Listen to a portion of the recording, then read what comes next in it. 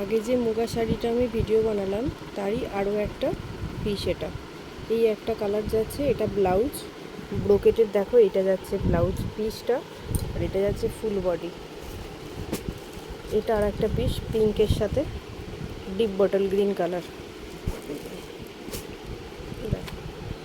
এই যাচ্ছে আঁচল, এর সাথে যাচ্ছে পিঙ্ক বডি, আর এটারও তোমার যাচ্ছে এরকম, দেখো বটল গ্রিন কালারের হচ্ছে তোমার ব্লাউজ পিস।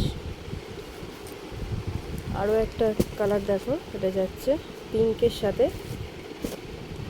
ডিপ ব্লু না ডিপ স্লেট কালার। এটা